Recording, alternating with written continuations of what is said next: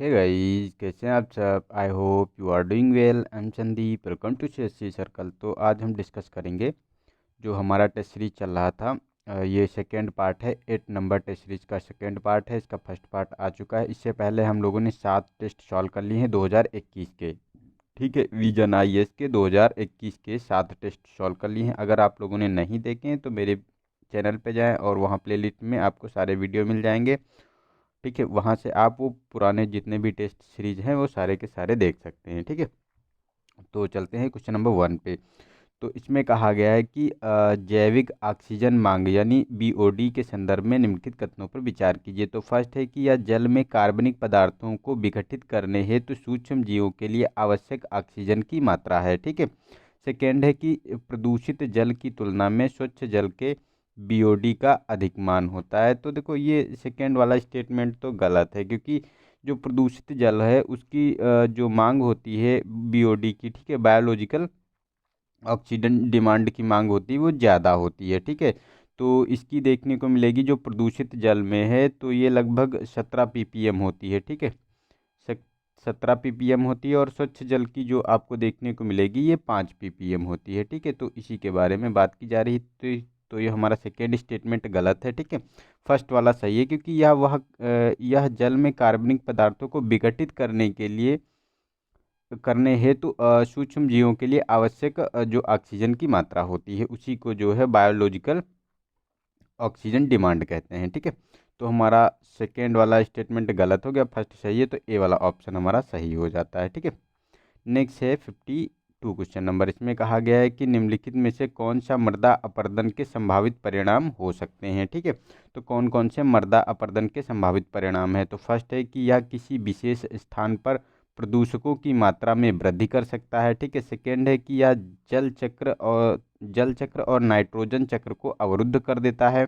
Third है कि यह एक विशेष स्थान पर परिवास और जैव विविधता को नष्ट कर देता है। ठीक है, तो ये तीनों के तीनों स्टेटमेंट हमारे सही हैं जो मृदा अपरदन के बारे में कहा गया है। तो ये तीनों परिणाम हो सकते हैं। ठीक है, क्योंकि किसी भी विशेष स्थान पर प्रदूषकों की मात्रा में वृद्धि हो सकती है, जल चक्र और नाइट्रोजन चक्र अवरुद्ध हो सकता है, बाधित हो सकता है। ठीक है, और किसी स्थान पर परिवास और जैव विविधता को भी नष्ट कर देता है ये। ठीक है, क्योंकि मृदा की जब ऊपरी परत ही उसका क्षरण हो जाता है, उसकी फर्टिलिटी कम हो जाती है और अन्य विषाक्त आ जाते हैं वहाँ पे। ठीक है, तो ये तीनों परिणाम हो सकते हैं, तो हमारा डी वाला ऑप्शन सही है। ठीक है, नेक्स्ट है हमारा क्वेश्चन नंबर 53। इसमें कहा गया है कि राष्ट्रीय वन्य जीव बोर्ड के बारे में बात करना है, NBWL। ठीक है, के संबंध में निम्नलिखित कथनों पर विचार कीजिए। तो फर्स्ट है कि यह एक सलाहकारी निकाय के रूप में 1952 में स्थापित किया गया था। ठीक है, सेकेंड है इस निकाय का अध्यक्ष पर्यावरणीय वन एवं जलवायु परिवर्तन मंत्री होता है। थर्ड है कि NBWL की स्वीकृति के बिना राष्ट्रीय उद्यानों और वन्यजीव अभयारण्यों में सीमाओं में कोई परिवर्तन नहीं किया जा सकता। जो उनकी जो वन्यजीव अभयारण्य और राष्ट्रीय उद्यान की जो सीमाएं होती हैं, ठीक है, उनमें कोई परिवर्तन नहीं किया जा सकता राष्ट्रीय वन्यजीव बोर्ड के बिना। ठीक है, तो ये तो हमारा स्टेटमेंट सही है। ठीक है, और इसकी जो अध्यक्षता की बात करें तो ये पर्यावरण और वन मंत्री नहीं करते हैं, इसकी अध्यक्षता प्रधानमंत्री करते हैं यानी PM करते हैं। ठीक है, तो ये गलत हो गया हमारा स्टेटमेंट, फर्स्ट भी गलत है, क्योंकि इसको जो है जो राष्ट्रीय वन्यजीव बोर्ड की स्थापना इसकी जो है आपको देखने को मिलेगी। इसकी स्थापना जो हमारा वन्यजीव संरक्षण एक्ट 1972 था उसी के अंतर्गत की गई थी और इसकी स्थापना 2002 में हुई थी। ठीक है, तो ये एक वैधानिक बोर्ड है, न कि सलाहकारी। ठीक है, तो ये हमारा गलत हो गया दोनों स्टेटमेंट, फर्स्ट एंड सेकेंड। तो हमारा सही हो जाता है थर्ड स्टेटमेंट, तो हमारा C ऑप्शन इसका सही है। ठीक है, नेक्स्ट है इसका 54 क्वेश्चन नंबर। इसमें कहा गया है कि वर्ष 1984 में आयोजित वर्ल्ड इंडस्ट्री कॉन्फ्रेंस विश्व उद्योग सम्मेलन साधारणी विकास और पर्यावरण अनुकूलन प्रौद्योगिकी के विकास हेतु व्यवसाय क्षेत्र में मजबूत प्रबंधन के लिए एक आचार संहिता प्रदान करने का प्रथम प्रयास था। ठीक है, यह किसके द्वारा आयोजित किया गया था। तो ये मतलब जो कहा जा रहा है कि वर्ल्ड इंडस्ट्री कॉन्फ्रेंस है 1984 में किसके द्वारा आयोजित किया गया था।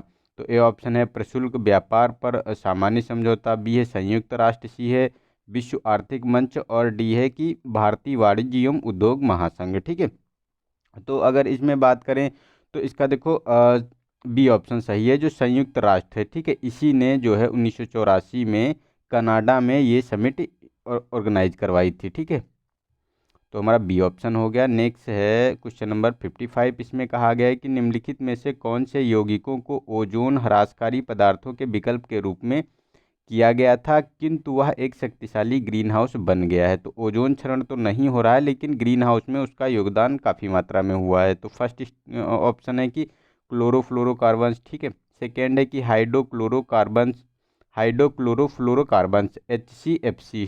ठीक है, और सी ऑप्शन है हमारा कार्बन टेट्राक्लोराइड, और डी है हाइड्रोफ्लोरोकार्बन HFC। तो हमारा डी वाला ऑप्शन सही है, जो ये हाइड्रोक्लोरोकार्बन्स है। ठीक है, इसी के बारे में बात की जा रही है। ये एक शक्तिशाली ग्रीन हाउस बन गया है, लेकिन जो इससे ओजोन ह्रास नहीं होता है। ठीक है, ओजोन लेयर का ह्रास नहीं होता, लेकिन जो ये ग्रीन हाउस गैस में बहुत ज़्यादा मात्रा में योगदान देता है। ठीक है, तो ये हमारा स्टेटमेंट डी सही हो गया, मतलब ऑप्शन डी सही हो गया। नेक्स्ट है हमारा 56 क्वेश्चन नंबर। इसमें कहा गया है कि प्रधानमंत्री आवास योजना जो ग्रामीण के संबंध में निम्नलिखित कथनों पर विचार करना है।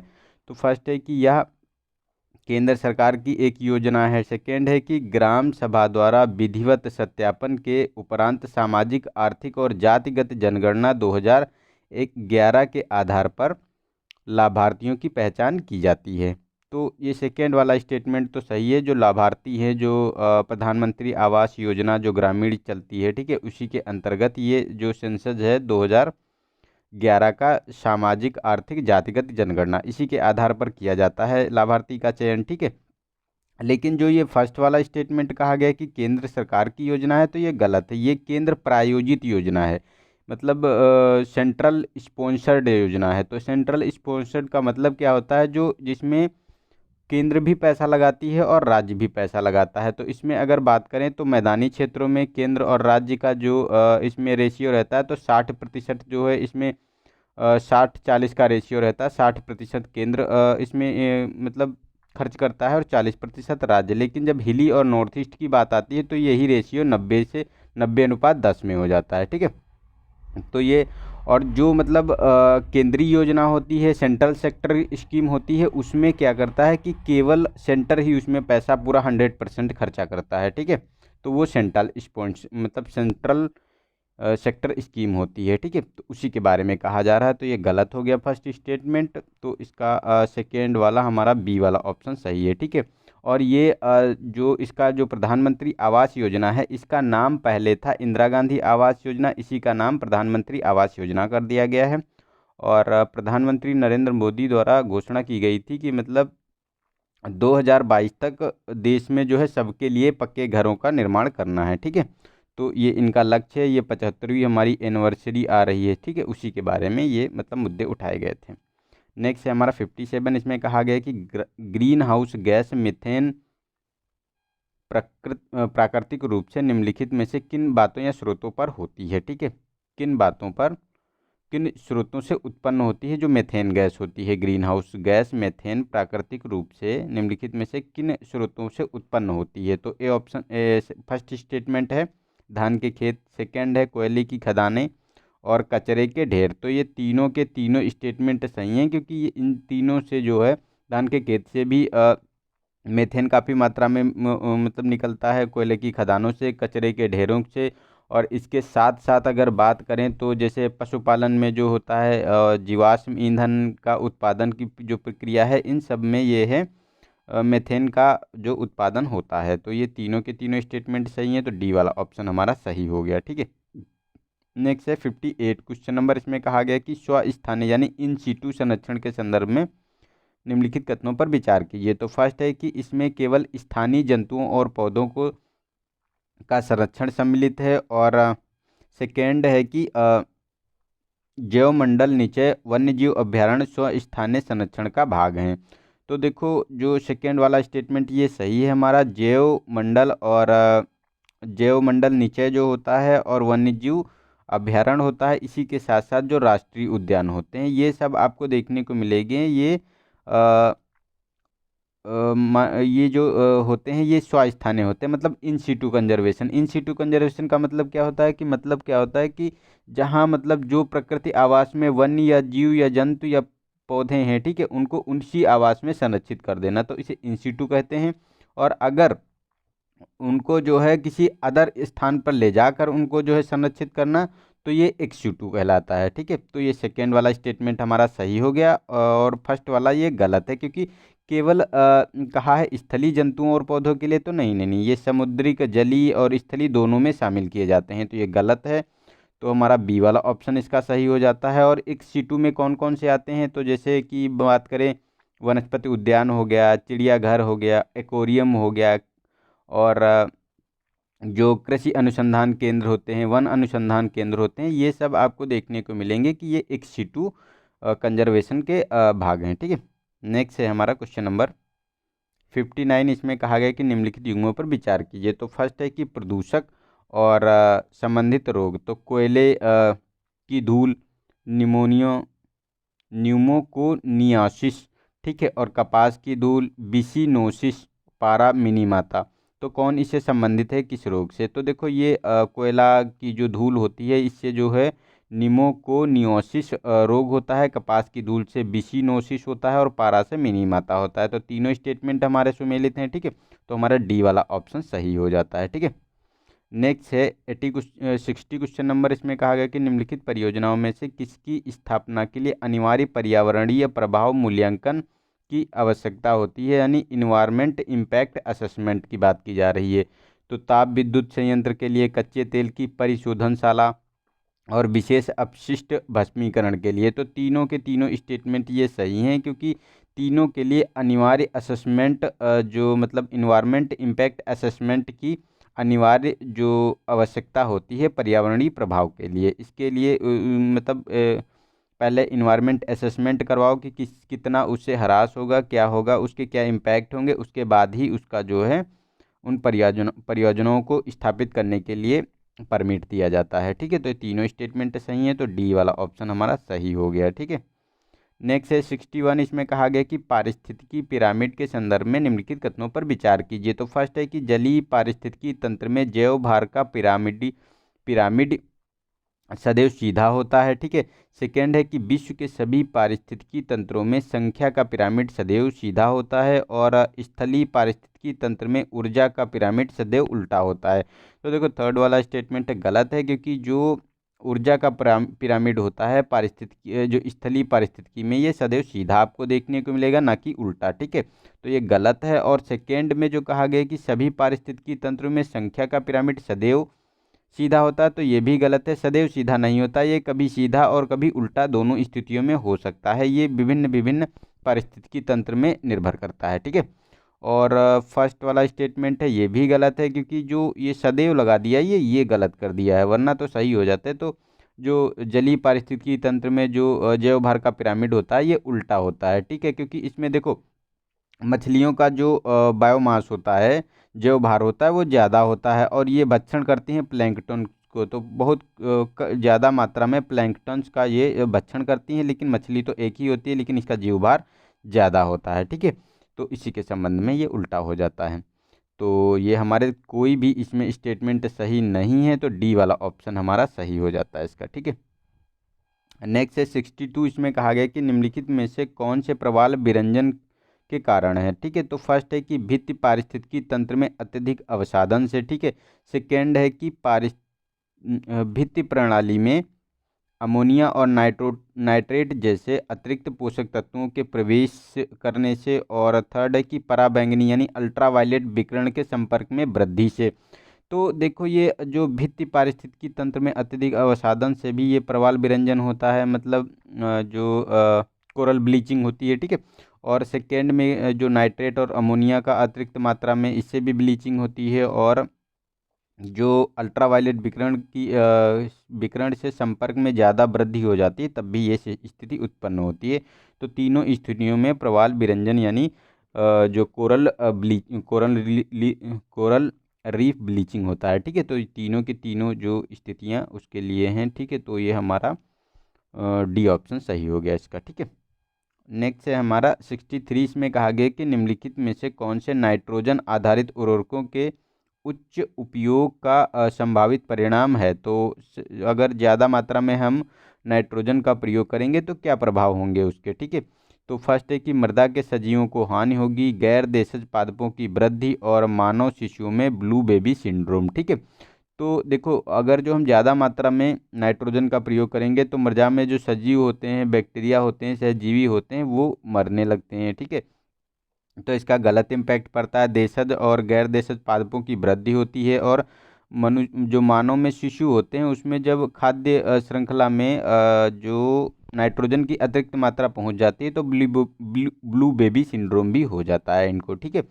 तो इसमें जो आपको देखने को मिलेंगे तीनों के तीनों स्टेटमेंट सही है, तो बी वाला ऑप्शन हमारा सही हो जाता है। नेक्स्ट है 64, इसमें कहा गया है कि माइकोराइजा के संदर्भ में निम्नलिखित कथनों पर विचार कीजिए। तो फर्स्ट है कि यह शैवाल और जीवाणुओं के मध्य सहजीवी संबंध है, ठीक है।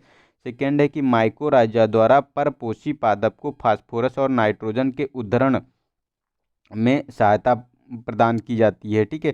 तो देखो, सेकेंड वाला स्टेटमेंट सही है क्योंकि माइक्रोराइजा को फास्फोरस और नाइट्रोजन की आवश्यकता होती है जो किसी मतलब परपोषी पादप से वो ग्रहण करते हैं, ठीक है। तो ये तो हमारा स्टेटमेंट सही है, लेकिन फर्स्ट वाला गलत है क्योंकि शैवाल और जीवाणु के मध्य सहजीवी ये मतलब सहजीवी संबंध नहीं होता है, इसका है। इसका आपको देखने को मिलेगा जो पादप और कवक होता है, ठीक है। पादप और कवक के बीच की बारे में ये बात की जाती है इनके द्वारा, ठीक है। ये सहजीवी संबंध बनाते हैं वहाँ पे। तो ये जो है हमारा गलत हो गया स्टेटमेंट फर्स्ट वाला, सेकंड सही है, तो बी वाला ऑप्शन हमारा सही हो जाता है, ठीक है। ये पादप और मतलब प्लांट, और बात करें तो कवक यानी फंगस का ये सहजीवी है, लेकिन शैवाल और कवक की बात करें तो ये लाइकेन होता है। शैवाल और कवक जो होता है वो लाइकेन होता है, जीवाणु के साथ किसी का सहजीवी संबंध नहीं होता है, ठीक है। तो ये गलत है हमारे इसमें। नेक्स्ट है हमारा क्वेश्चन नंबर 65, इसमें कहा गया कि निम्नलिखित में से कौन से निर्वनीकरण के संभावित परिणाम हैं। तो अगर मतलब हम वनों को काटेंगे तो क्या क्या परिणाम हो सकते हैं। तो फर्स्ट ऑप्शन है कि वाष्पीकरण द्वारा होने वाले शीतलन को कम करके किसी क्षेत्र की स्थानीय जलवायु को प्रभावित करना, ठीक है। और सेकेंड है कि बाढ़ सूखा की घटना की दर में वृद्धि होना, और थर्ड है कि भूमिगत जल स्तर में वृद्धि होना, ठीक है। तो देखो, भूमिगत जल स्तर में तो वृद्धि नहीं होगी, ये कमी होगी अगर हम वनों को काटेंगे, जंगलों को काटेंगे, पेड़ों को काटेंगे अपने, ठीक है। और ये फर्स्ट वाला स्टेटमेंट तो सही है, और जो सेकंड की बात की जा रही कि बाढ़ और सूखे की घटना में वृद्धि होगी, तो ये भी सही है क्योंकि जब हम जंगलों को काटेंगे तो बाढ़ और ये चीज़ें तो बढ़ती ही रहती है, सूखे की स्थिति होती है, बारिश नहीं होती है, ठीक है। तो ये स्थितियां तो उत्पन्न होती ही हैं। तो हमारा ये इसका जो स्टेटमेंट सही हो गया, बी वाला ऑप्शन सही हो गया, ठीक है। फर्स्ट एंड सेकंड स्टेटमेंट सही है इसके। नेक्स्ट है 66, इसमें कहा गया कि राष्ट्रीय बंजर भूमि विकास बोर्ड के संदर्भ में निम्नलिखित कथनों पर विचार कीजिए। तो फर्स्ट है कि इसे ग्रामीण विकास मंत्रालय के अंतर्गत 1985 में स्थापित किया गया था, ठीक है। सेकेंड है कि यह मुख्य रूप से गैर वन क्षेत्रों में बंजर भूमि के समग्र विकास के लिए प्रत्येक चरण में स्थानीय लोगों को सम्मिलित करके करने के लिए उत्तरदायी होता है, कि मतलब स्थानीय लोगों को उसमें सम्मिलित करके जो है बंजर भूमि को उसको फर्टाइल बनाया जाए, मतलब उर्वरा बनाया जाए, उर्वर बनाया जाए, शक्तिशाली बनाया जाए, ठीक है, ताकि उस पर भी एग्रीकल्चर की जा सके, ठीक है। तो ये सेकेंड वाला स्टेटमेंट तो हमारा सही है, लेकिन फर्स्ट वाले में जो बात की जा रही है ग्रामीण विकास के मंत्रालय के अंतर्गत है शामिल, तो ये गलत है। ये ग्रामीण विकास मंत्रालय के अंतर्गत नहीं है, ये पर्यावरण वन एवं जलवायु मंत्रालय के अंतर्गत शामिल किया गया है, ठीक है। राष्ट्रीय बंजर भूमि विकास बोर्ड, ठीक है। और इसको जो है 1985 में ही इस्टेब्लिश किया गया था। तो हमारा सेकेंड स्टेटमेंट सही है, फर्स्ट गलत है, तो बी वाला ऑप्शन हमारा सही हो जाता है। नेक्स्ट है 67, इसमें कहा गया कि जैव आवर्धन के संदर्भ में निम्नलिखित कथनों पर विचार कीजिए। तो फर्स्ट है कि यह विषैले पदार्थों के स्थानांतरण के उल्टे पिरामिड का प्रतिनिधित्व करता है, ठीक है। सेकेंड है कि गैर अपघटनीय और वसा में घुलनशील प्रदूषकों से जैव आवर्धन होता है। तो जो जैव आवर्धन की बात की जा रही है इसमें तो देखो, पहले वाले स्टेटमेंट में जो बात की जा रही है तो ये तो हमारा सही है क्योंकि यह विषैले पदार्थों के स्थानांतरण के उल्टे पिरामिड का प्रतिनिधित्व करता है। क्योंकि ये खाद्य पदार्थों की जो ये जैव जैव आवर्धन होता क्या है, ये खाद्य पदार्थों की श्रृंखला में विभिन्न विषाक्त मतलब फिर से समझते हैं, एक सेकेंड। हाँ, मतलब जैव आवर्धन के बारे में पूछा जा रहा है। तो देखो फर्स्ट स्टेटमेंट तो सही है, क्योंकि ये विषैले पदार्थों के स्थानांतरण के उल्टे पिरामिड का प्रतिनिधित्व करता है, ना कि सीधे पिरामिड का। और ये गैर अपघटनीय और वसा में घुलनशील प्रदूषकों से जैव आवर्धन होता है। ठीक है, तो ये दोनों की दोनों स्थितियां सही हैं, दोनों स्टेटमेंट सही हैं। और ये जैव आवर्धन होता क्या है एक्चुअली में, तो ये अगर देखने को मिलेगा, जैसे खाद्य पदार्थों की जो श्रृंखला होती है उसमें विभिन्न विषाक्त तत्वों की, जो विषाक्त होते हैं या पॉइजन होते हैं, ठीक है, उनकी सांद्रता जो बढ़ती है उसी के बारे में कहा जा रहा है। और ये उल्टे पिरामिड के रूप में काम करता है। तो दोनों स्टेटमेंट सही है, तो सी वाला ऑप्शन हमारा सही हो जाता है। ठीक है, नेक्स्ट है 68। इसमें कहा गया है 68 क्वेश्चन नंबर में, GISAID पहल के संदर्भ में निम्नलिखित कथनों पर विचार कीजिए। तो GISAID पहले है क्या, इसके बारे में हम लोग बात करते हैं। तो देखो ये क्या है, एक global initiative on sharing all influenza data है। ठीक है, मतलब global initiative on sharing all influenza data है। ठीक है, ये और ये डाटा क्या काम करता है, तो इसके बारे में बात करनी है। तो फर्स्ट है कि यह इन्फ्लुएंजा विषाणुओं के जीनोम अनुक्रम के संबंध में आधारभूत डेटा तक निःशुल्क पहुंच प्रदान करता है। ठीक है, सेकेंड है इस डेटाबेस का प्रबंधन विश्व स्वास्थ्य संगठन द्वारा किया जाता है। और थर्ड है कि सार्वजनिक और निजी दोनों संगठनों द्वारा इसकी सहायता का भाग बन सकते हैं, मतलब निजी हो चाहे वो सार्वजनिक संगठन हो, वो दोनों भी इसके भाग बन सकते हैं। ठीक है, तो ये थर्ड वाला स्टेटमेंट भी सही है, फर्स्ट वाला भी सही है, क्योंकि ये निःशुल्क डेटा की पहुंच प्रदान करता है।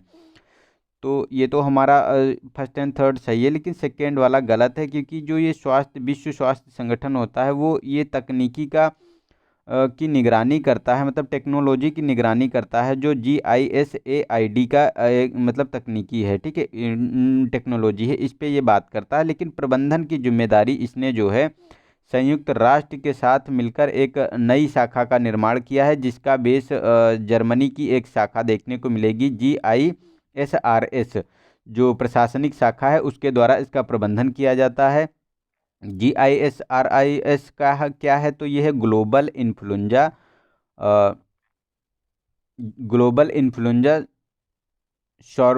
मतलब सॉरी, हाँ हाँ, यह है global influenza surveillance and response system होता है। ठीक है, इसके द्वारा इसका एडमिनिस्ट्रेशन किया जाता है, मतलब इसका प्रबंधन किया जाता है। तो हमारा फर्स्ट एंड थर्ड स्टेटमेंट सही है, तो बी वाला ऑप्शन इसका सही हो गया। कभी कभी क्या होता है कि एक्चुअली होता क्या है कि जो स्लिप ऑफ टंग हो जाता है। ठीक है, तो इसमें थोड़ा सा इसमें माइंड मत करना, कुछ शब्द ऐसे होते हैं तो उनको कहने में थोड़ी सी मतलब प्रॉब्लम आ जाती है, कभी कभी कुछ माइंड में चलता रहता है, तो उसके एवज में। ठीक है, कोई नहीं, आगे से ऐसा नहीं होगा। ठीक है, नेक्स्ट है हमारा 69 क्वेश्चन नंबर। इसमें कहा गया कि निम्नलिखित में से कौन सी ग्रीन हाउस गैस है। ठीक है, तो फर्स्ट है कि जल वाष्प है, कार्बन मोनोऑक्साइड है, ओजोन है, क्लोरोफ्लोरोकार्बन है और कार्बन डाइऑक्साइड है। ठीक है, तो ग्रीन हाउस गैस की बात करें जो मतलब ग्लोबल वार्मिंग को बढ़ाती हैं। ठीक है, तो जैसे जलवाष्प हो गया, ओजोन हो गया, और ये आपको कार्बन डाइऑक्साइड हो गया, क्लोरोफ्लोरोकार्बन हो गया, तो ये सारी की सारी जो है आपको ग्रीन हाउस गैस है। लेकिन कार्बन मोनोऑक्साइड से ग्रीन हाउस गैस का उत्पादन नहीं होता है। ठीक है, तो ये गलत है।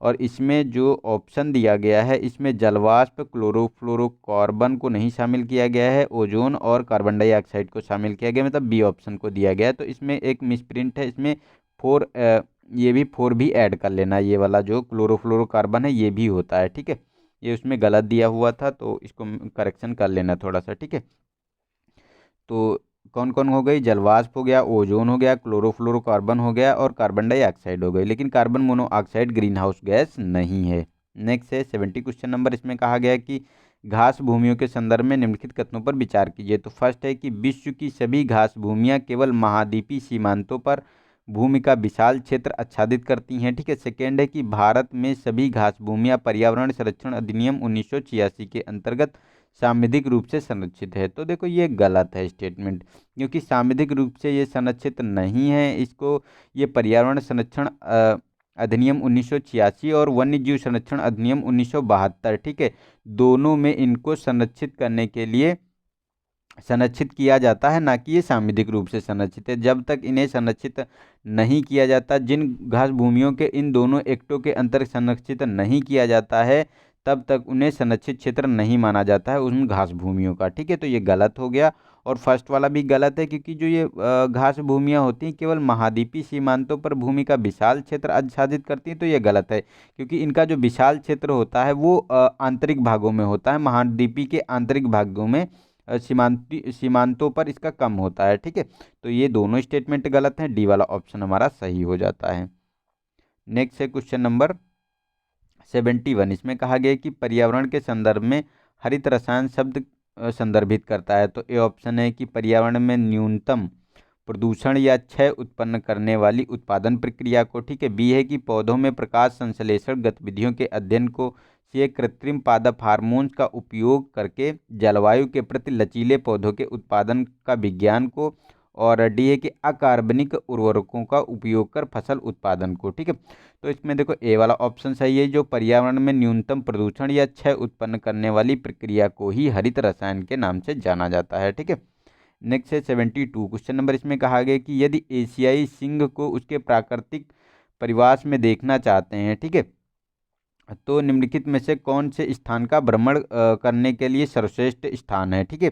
तो फर्स्ट है कि गिर राष्ट्रीय उद्यान, बी है सुंदरवन, सी है जिम कॉर्बेट राष्ट्रीय उद्यान और सरिस्का वन्यजीव अभ्यारण्य, ठीक है। तो इसका ए वाला ऑप्शन सही है, गिर राष्ट्रीय उद्यान की बात की जा रही है, ठीक है। वहीं एशियाई सिंह पाए जाते हैं, ना कि अदर इनमें जो है एशियाई सिंह नहीं पाए जाते। और गिर है कहाँ, गुजरात में, ये वाला, ठीक है।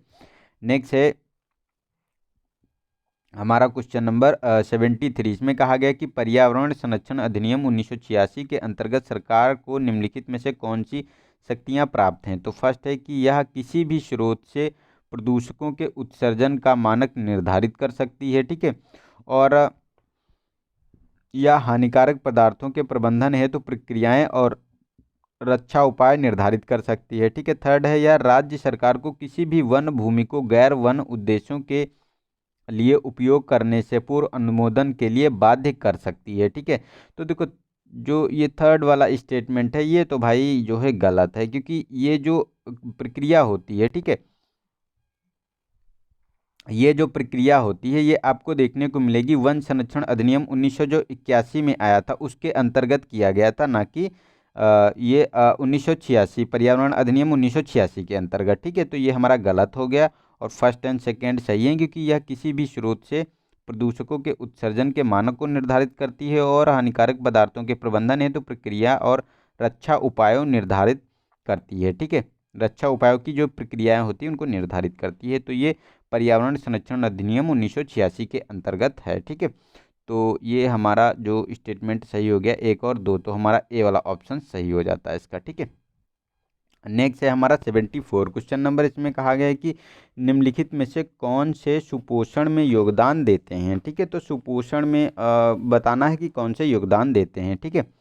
तो इसमें अगर बात की जाए तो फर्स्ट स्टेटमेंट है उर्वरकों का अत्यधिक प्रयोग, ठीक है, यानी फर्टिलाइजर का सबसे अत्यधिक मात्रा में ह्यूज इम्पैक्ट, ह्यूज यूज, ठीक है।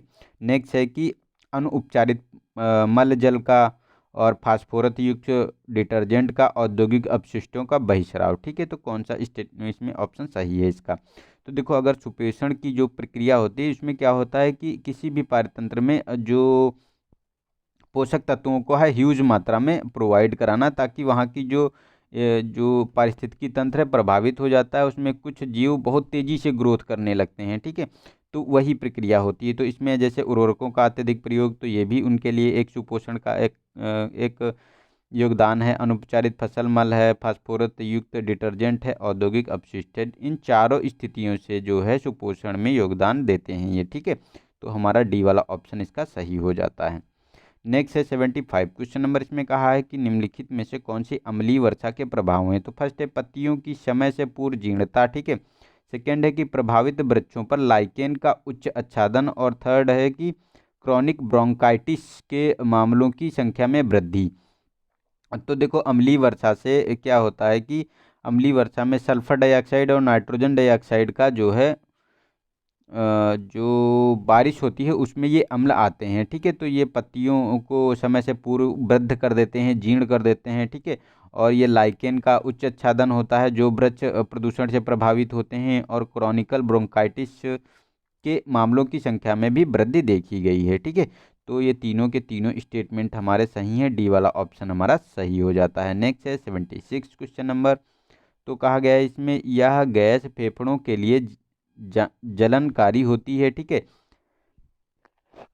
जिससे बच्चों में तीव्र श्वास रोग उत्पन्न हो सकता है। सजीव ऊतकों के लिए विषाक्त, विभिन्न वस्त्र तंतुओं और धातुओं के लिए हानिकारक होती है।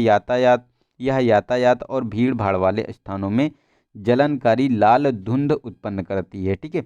तो किस गैस के बारे में ये कहा जा रहा है? तो फर्स्ट है सल्फर डाइऑक्साइड, सेकेंड है नाइट्रोजन डाइऑक्साइड, अमोनिया और कार्बन मोनोऑक्साइड। तो इसका देखो बी ऑप्शन सही है, ये नाइट्रोजन डाइऑक्साइड के बारे में बात की जा रही है ऊपर जितना भी कहा गया है, क्योंकि ये विषाक्त होती है और वस्तुओं और तंतुओं और धातुओं पर हानिकारक प्रभाव छोड़ती है, और ये एक लाल धुंध होती है जो भीड़ भाड़ वाले स्थानों में देखने को मिलती है, जो यातायात से भीड़ वाले होते हैं, ठीक है। तो ये इसका रासायनिक सूत्र होता है NO2, ठीक है, NO2।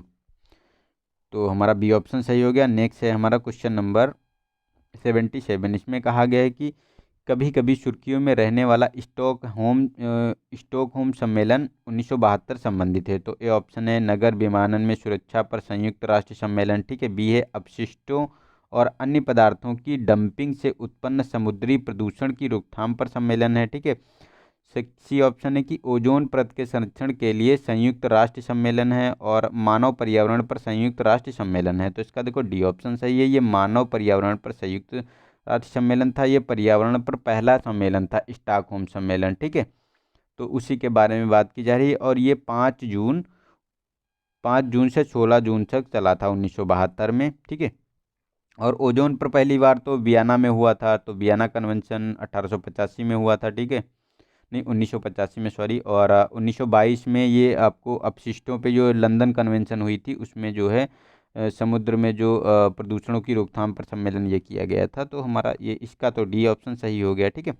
नेक्स्ट है 78। इसमें कहा गया है कि राष्ट्रीय वन नीति 1988 का निम्नलिखित में से कौन सा मूल उद्देश्य है, ठीक है। तो फर्स्ट है कि आदिवासियों के लिए रोजगार सृजन के संदर्भ में गौड़ वनोपज की रक्षा और सुरक्षा तथा उत्पादन में वृद्धि करना, ठीक है। सेकेंड है कि राजस्थान के मरुस्थलीय और तटीय क्षेत्रों में रेत के टीलों के विस्तार की जांच करना। तो ये दोनों के दोनों स्टेटमेंट सही हैं, क्योंकि ये राष्ट्रीय वन नीति 1988 के अंतर्गत शामिल हैं, ठीक है। तो हमारा सी ऑप्शन इसका सही हो जाता है। नेक्स्ट है हमारा 79 क्वेश्चन नंबर। इसमें कहा गया है कि परमाणु ऊर्जा अधिनियम 1962 के संदर्भ में निम्नलिखित कथनों पर विचार कीजिए। तो फर्स्ट है कि यह रेडियोधर्मी पदार्थों या विकिरण उत्पन्न करने वाले संयंत्रों पर नियंत्रण प्रदान करता है, ठीक है। सेकेंड है कि यह विधि के उल्लंघन की स्थिति में दंड का प्रावधान करता है। तो दोनों स्टेटमेंट सही हैं, सिंपल सी बात है। जो रेडियोधर्मी पदार्थ हैं उनको लिए ये मतलब प्रबंधन के लिए करता है कि उन पे नियंत्रण स्थापित किया जा सके, ताकि उसका जो है मानव समाज और उसमें पर्यावरण में उसका नुकसान ना देखने को मिले, ठीक है। तो हमारा सी वाला ऑप्शन सही है इसका। और इसमें जो ये मतलब दंड का प्रावधान होता है, ये संज्ञेय अपराध होता है, ठीक है, जिसमें मतलब बेल नहीं मिलती है, मतलब क्या कहते हैं इसको, बेल नहीं मिलती, बेल का क्या होता है यार, आप लोगों को बताइए, मुझे याद नहीं आ रहा बेल को क्या बोलते हैं। तो ये भारतीय दंड संहिता 1898 के अंतर्गत संज्ञेय अपराध के रूप में घोषित किया गया है, ठीक है। नेक्स्ट है क्वेश्चन नंबर 80। इसमें कहा गया कि पशु प्रजातियों की कैप्टिव ब्रीडिंग के संदर्भ में निम्नलिखित कथनों पर विचार करना है। तो फर्स्ट है कि दुर्लभ और लुप्त प्राय प्रजातियों की आबादी में वृद्धि, ठीक है। सेकेंड है कि वांछित विशेषताओं या लक्षणों का विकास, और थर्ड है कि उनके प्राकृतिक परिवास की सुरक्षा, ठीक है। तो देखो फर्स्ट वाला स्टेटमेंट तो सही है, क्योंकि कैप्टिव ब्रीडिंग की ही इसीलिए जाती है कि दुर्लभ और लुप्त प्राय प्रजातियों की आबादी में वृद्धि करना, जो समाप्त हो गई हैं या समाप्त हो रही हैं, ठीक है, उनको मतलब उसमें ब्रीडिंग करके उनको उनके प्राकृतिक परिवास में छोड़ दिया जाता है। और उसमें वांछित विशेषताओं या लक्षणों का विकास करना भी कैप्टिव ब्रीडिंग का लक्ष्य होता है, ठीक है।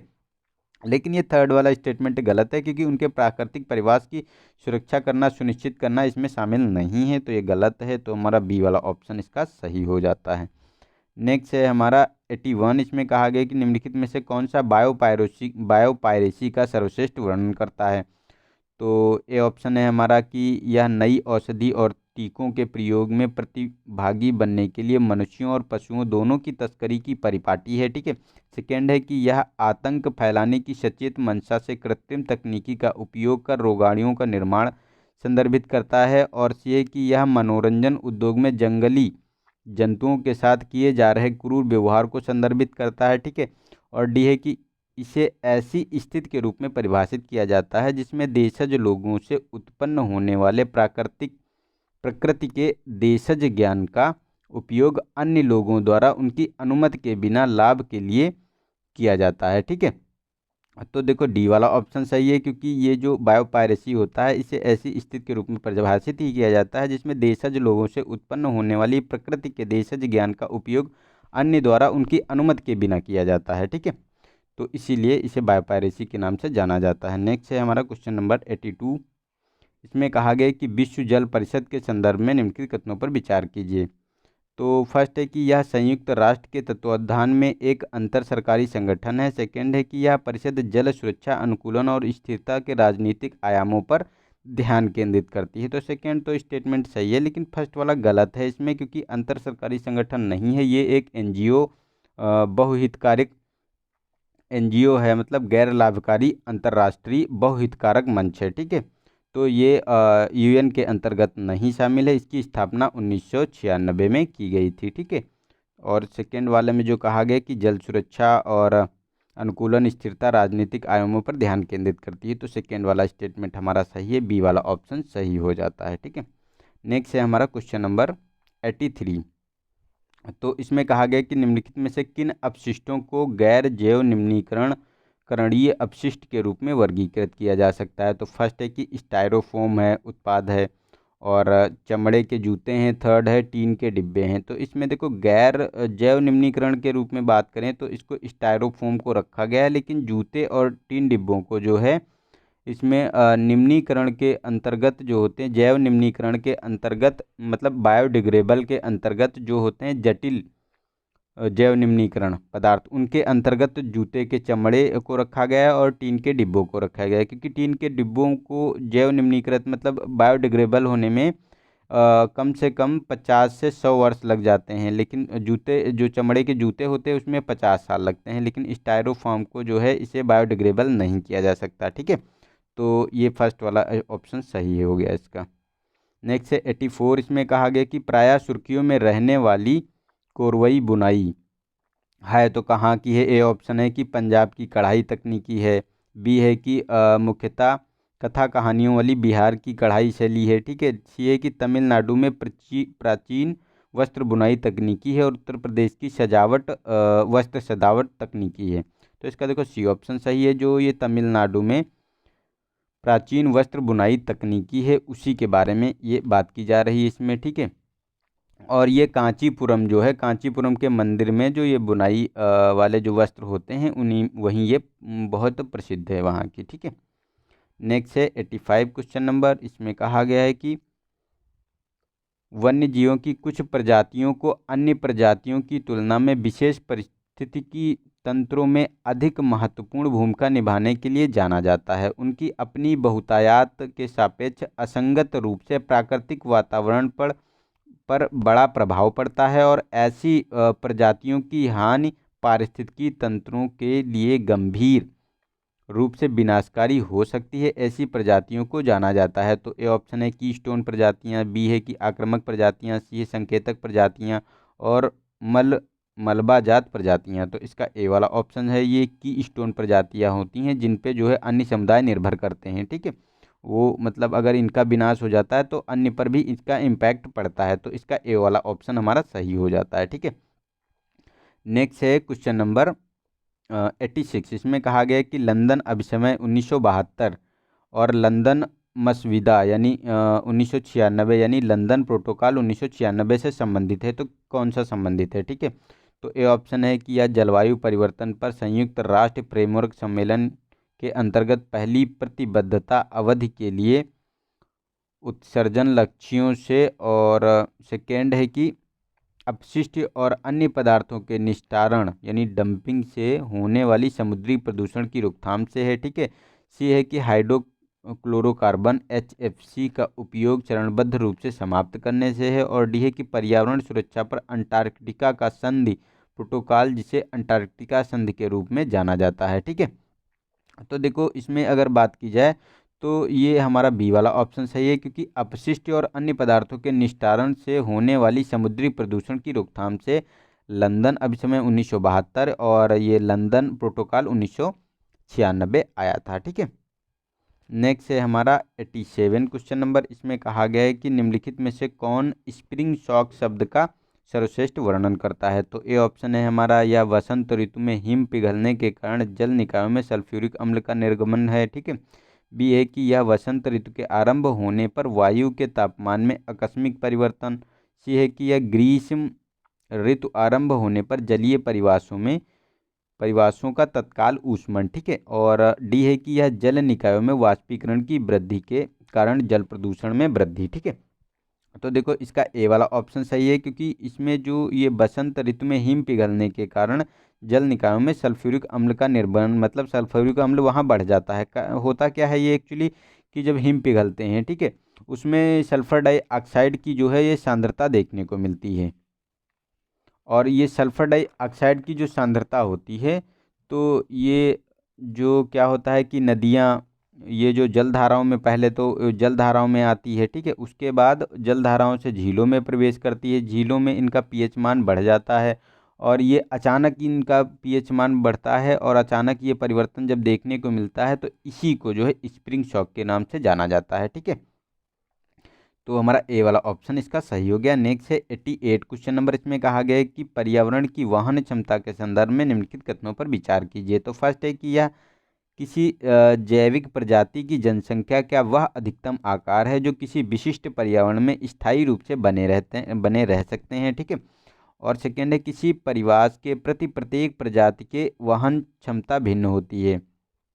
तो ये दोनों स्टेटमेंट सही है, क्योंकि प्रत्येक परिवास की जो प्रत्येक प्रजाति की वहन क्षमता है वो भिन्न होती है, और किसी जैविक प्रजाति की जनसंख्या का वह अधिकतम आकार जो किसी विशिष्ट पर्यावरण में स्थायी रूप से बने रह सकता है वो उसकी जो है पर्यावरण वहन क्षमता होती है। ठीक है। तो हमारा सी ऑप्शन सही हो गया, दोनों के दोनों स्टेटमेंट सही हैं। नेक्स्ट है हमारा 89 क्वेश्चन नंबर।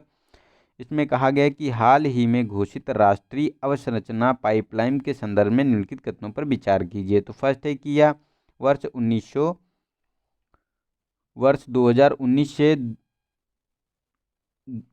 वर्ष 2019-20 से 2024-25 तक की 5 वर्ष की वित्तीय वर्षों वाली अवधि के लिए ये निवेश मतलब 5 वर्षों की अवधि के लिए अवसंरचना निवेश योजना है, और इसका वित्त पोषण केवल केंद्र सरकार और राज्यों द्वारा किया जाएगा। तो ये गलत है, केवल केंद्र सरकार और राज्यों द्वारा नहीं किया जाएगा। इसमें केंद्र सरकार, राज्य और निजी क्षेत्र की, मतलब प्राइवेट सेक्टर की भी भागीदारी है, और ये भागीदारी 39:22 के रूप में देखने को मिलेगी। ठीक है। केंद्र का 39 हिस्सा होगा, 39%, राज्यों का 39 और प्राइवेट सेक्टर का 42% होगा। ठीक है। तो ये 2019-20 से 2024-25 तक की 5 वर्ष की वित्तीय योजना है, राष्ट्रीय अवसंरचना पाइपलाइन। ठीक है। तो ये हमारा फर्स्ट वाला स्टेटमेंट सही हो गया, सेकंड गलत है, तो ए ऑप्शन हमारा सही हो जाता है। ठीक है।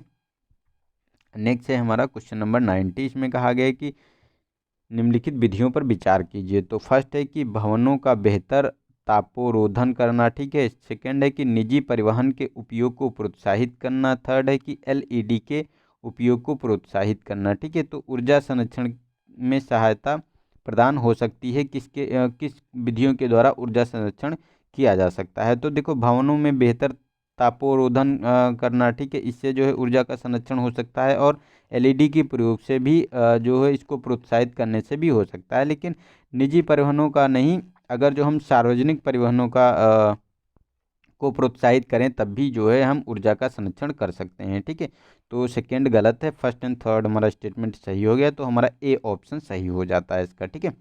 नेक्स्ट है 91 क्वेश्चन नंबर, इसमें कहा गया है कि उत्तरी अमेरिका के मरुस्थल में कंगारू चूहा अपनी जल की आवश्यकता की पूर्ति के लिए निम्नलिखित में से किस क्रिया के माध्यम से करता है, मतलब जल की पूर्ति वो किस माध्यम से करता है। ठीक है, तो सिंपल सी बात ये है। तो फर्स्ट स्टेटमेंट है जल को बचाने के लिए अपना मूत्र सांद्रित करके, ठीक है, मतलब मूत्र को गाढ़ा करके।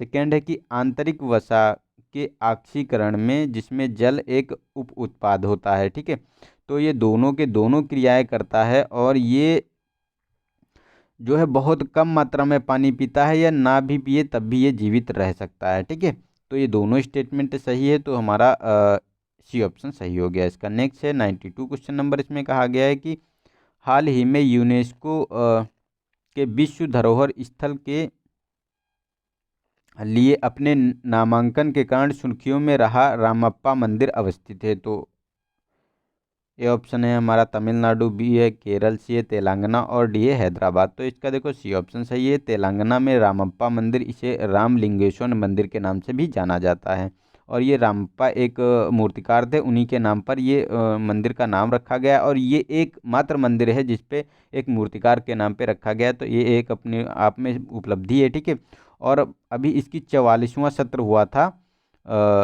यूनेस्को का, उसी में जो भारत ने इंट्रोड्यूस किया है इसे विश्व धरोहर स्थल के रूप में, ठीक है, उसमें नामित करने के लिए, तो इसीलिए ये न्यूज़ में था। नेक्स्ट है हमारा 93 क्वेश्चन नंबर, इसमें कहा गया है कि निम्नलिखित में से कौन से ओजोन परत के क्षरण में योगदान दे सकते हैं। तो फर्स्ट है कि मृदा धूम्रक और कीटनाशक, हैलोन तत्व और विमानों से होने वाला उत्सर्जन। ठीक है, तो अगर इसमें बात की जाए तो इसमें देखो धूम्रक और कीटनाशक है, ये भी यूज होते हैं जो ओजोन परत का क्षरण करते हैं। हेलोन्स तो होते ही हैं, और विमानों से निकलने वाला उत्सर्जन। ठीक है, तीनों की तीनों जो आपको देखने को मिलेंगे, ये क्रियाएं आपको देखने को मिलती हैं। ठीक है, तो हमारा डी वाला ऑप्शन सही हो गया। और ये जो ओजोन परत हम बार बार डिस्कस करते आ रहे हैं, ये होती कहाँ पे है। तो देखो ये समतापमंडल यानी स्ट्रेटोस्फेयर में देखने को मिलती है, और इसकी लगभग ये कहाँ से कहाँ तक है, तो इसका रेंज जो है 12 किलोमीटर से लगाकर 45 किलोमीटर तक देखने को मिलता है। ठीक है, और इसको नापने की जो इकाई क्या होती है, अच्छा ओजोन को नापने की इकाई क्या होती है, तो ये है डॉप्सन। और डॉप्सन कितने इकाई में मतलब अभी ओजोन उपलब्ध है, तो ये 223 डॉप्सन तक उपलब्ध है। 230 सॉरी 230 डॉप्सन मोटाई मोटाई की ये ओजोन परत अभी तक उपलब्ध है। ठीक है, लेकिन इसमें ह्रास लगातार देखने को मिलता है। ठीक है, नेक्स्ट है 94 क्वेश्चन नंबर, इसमें कहा गया है कि निम्नलिखित में से कौन से अजैविक कारक जैव विविधता में क्षेत्रीय विभिन्नताओं के लिए उत्तरदायी हैं। तो फर्स्ट है कि तापमान, सेकेंड प्रकाश, थर्ड मृदा, और फोर्थ जल है। ठीक है, तो इसमें कौन से कारक हैं, तो ये देखो चारों के चारों कारक आपको देखने को मिलेंगे जो जैव विविधता में क्षेत्रीय विभिन्नताओं के लिए उत्तरदायी हो सकते हैं। ठीक है, टेम्परेचर भी है, प्रकाश भी है, मृदा भी है और जल भी है। ठीक है, तो हमारा डी वाला ऑप्शन इसका सही हो जाता है। नेक्स्ट है हमारा क्वेश्चन नंबर 95 क्वेश्चन नंबर, इसमें कहा गया है कि जल में प्राथमिक अनुक्रमण मतलब फर्स्ट सक्सेशन यदि चरम सीमा अवस्था तक पहुंच गया हो, तो निम्नलिखित में से कौन सी अवस्था परिलक्षित होगी। तो ए ऑप्शन है पादप प्लवक, वन, दलदली नरकुल और दलदली घास। तो इसका देखो बी ऑप्शन सही है। जो ये सक्सेशन होता है, इसकी जो चरम अवस्था है, ये वन का निर्माण करती है। जैसे पादप प्लवक है, ये बहुत अधिक मात्रा में बढ़ेंगे तो ये नरकुल, दलदली नरकुल में मतलब बदल जाएंगे। दलदली नरकुल से क्या होगा कि ये दलदली घास के रूप में होंगे, और ये घास फिर बढ़कर वन का निर्माण करेंगे, मतलब वृक्षों का निर्माण करेंगे, वृक्ष वन बनाएंगे। ठीक है, तो इनकी जो चरम अवस्था वन होगी। ठीक है, नेक्स्ट है 96 क्वेश्चन नंबर, इसमें कहा गया कि पृथ्वी की जैव विविधता के संदर्भ में निम्नलिखित कथनों पर विचार कीजिए। तो फर्स्ट है कि पृथ्वी पर अभिलिखित प्रजातियों की कुल संख्या के संदर्भ में प्राणियों की प्रजातियों की कुल संख्या की तुलना में पादप प्रजातियों की संख्या अधिक है। सेकेंड है कि प्राणियों और प्रजातियों की अधिकतम संख्या के साथ स्तनधारी प्राणी सबसे बड़े समूह का गठन करते हैं।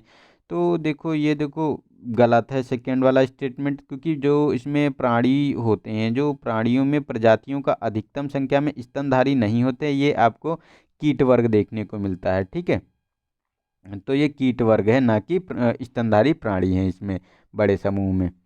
तो ये गलत हो गया और फर्स्ट भी गलत है, क्योंकि जो ये पृथ्वी पर प्रजातियों की संख्या है, कुल संख्या के संदर्भ में प्रजातियों की कुल संख्या की तुलना में पादपों की कुल संख्या अधिक है, तो नहीं। इसमें ये प्राणियों की संख्या देखने को मिलेंगी। विश्व में जितनी प्राणियों की संख्या है उसमें 70% प्राणियों की है, ठीक है। और ये 30% आपको पादपों की देखने को मिलेंगी, ठीक है। तो ये दोनों स्टेटमेंट हमारे गलत हो जाते हैं, तो हमारा डी ऑप्शन सही हो जाता है इसका, ठीक है। नेक्स्ट है हमारा क्वेश्चन नंबर 97। इसमें कहा गया है कि भारत संयुक्त राष्ट्र विकास भागीदारी निधि के संदर्भ में निम्नलिखित कथनों पर विचार कीजिए। तो इसमें जो कहा जा रहा है, तो देखो इसमें यह अल्प विकसित देशों और विकासशील छोटे द्वीपीय देशों पर केंद्रित एक समर्पित सुविधा है, ठीक है। यह शीत युद्ध के दौरान व्याप्त तनाव के आलोक में बहुपक्षीयता और साझा समृद्धि को बढ़ावा देने के लिए प्रस्तापित किया गया है। तो देखो फर्स्ट वाला स्टेटमेंट सही है, क्योंकि ये भारत संयुक्त राष्ट्र विकास भागीदारी निधि के संबंध में अगर बात की जाए तो यह अल्प विकसित देशों और विकासशील छोटे देशों छोटे द्वीपीय देशों के पर केंद्रित एक समर्पित सुविधा है। लेकिन ये सेकेंड वाला स्टेटमेंट गलत है। इसका काम क्या होता है? इसका काम होता है, ये जो विकसित अल्प विकसित क्षेत्र होते हैं इसमें क्या होता है कि ये दक्षिण मतलब साउथ साउथ जो एसोसिएशन है, मतलब उसी के बारे में समर्पित सुविधा है।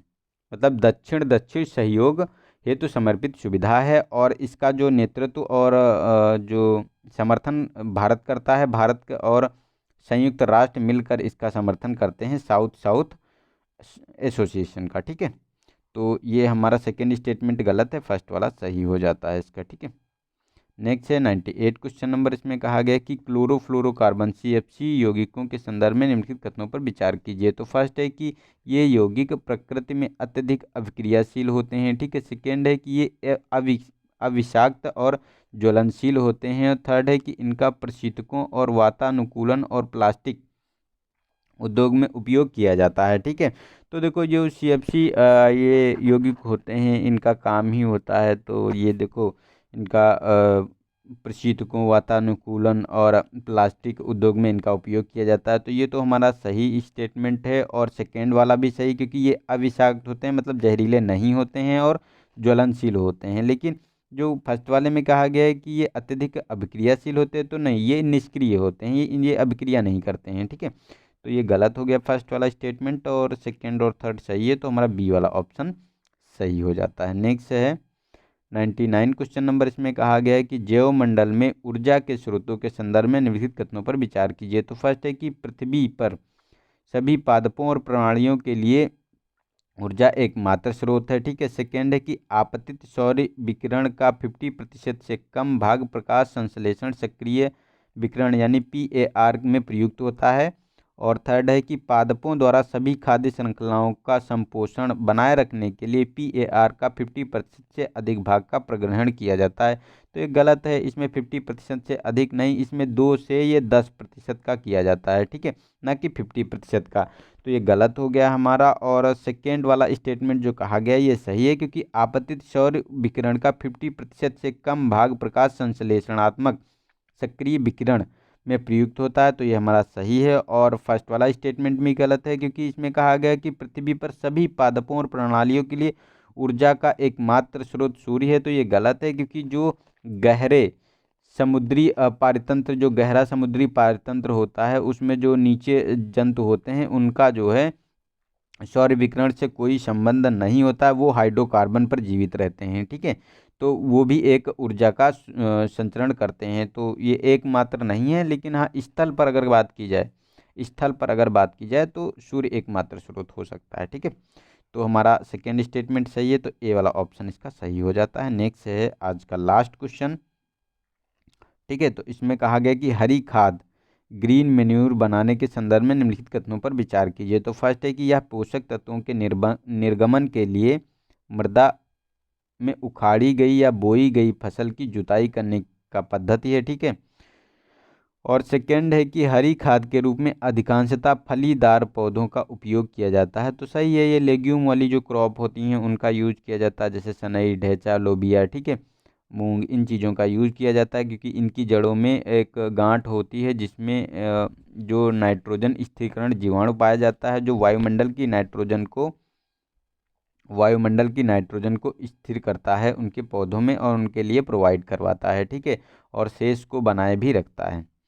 तो ये सेकेंड वाला स्टेटमेंट सही है। फर्स्ट वाला भी सही है, क्योंकि पोषक तत्वों के निर्माण के लिए किया जाता है, क्योंकि जब जो क्या होता है कि एक्चुअली जब फर्टिलिटी कम हो जाती है खेत की, तो उसको फर्टाइल करने के लिए हरी खाद बो दी जाती है। उसके बाद उसको उसी में खड़ी फसल को जुताई कर दिया जाता है, जिससे पोषक तत्वों की मात्रा काफ़ी मात्रा में मिल जाती है और वो उसमें जो है पोषक तत्व आ जाते हैं, ठीक है। तो दोनों स्टेटमेंट सही है, तो हमारा सी वाला ऑप्शन इसका सही हो जाता है, ठीक है। तो आई होप आप लोगों को ये वीडियो अच्छा लगा होगा, और अगर अच्छा लगा है तो इसे लाइक करें, इसके शेयर करें, शेयर करना बिल्कुल भी ना भूलें, ठीक है। यार आप ही लोग तो अगर हमको सपोर्ट करेंगे तभी तो हम वीडियो बना पाएंगे, वरना फिर बनाने का फिर मूड रहता नहीं, कि क्योंकि यार जब 4-5 घंटे वीडियो बनाने के लिए मैं ले सकता हूँ, अब ये समझ लो मैं 2 बजे से उठा हूँ तब जाके ये वीडियो कंप्लीट कर पाऊँगा, ठीक है।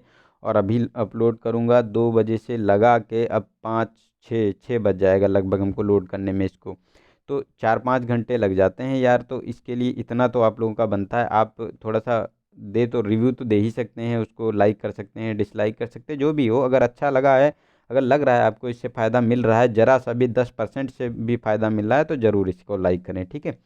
और अपने दोस्तों को भी शेयर करें, ताकि ये और ज़्यादा हमारी बड़ी फैमिली हो। देखो हम लोग 900 प्लस के ऊपर बढ़ गए हैं, ठीक है, हमारे सब्सक्राइबर हो गए हैं। तो हमारी CSC फैमिली जो है 900 के ऊपर हो गई, और हम बहुत जल्द 1000 का आंकड़ा पार करने वाले हैं। और ये बहुत बड़ी अचीवमेंट है, क्योंकि आप ही लोगों ने ऐसा सब किया है, आप लोगों ने शेयर किया है, सब चीज़ें की है, ठीक है। तो ये आपका अचीवमेंट है, और साथ साथ मेरा भी, ठीक है।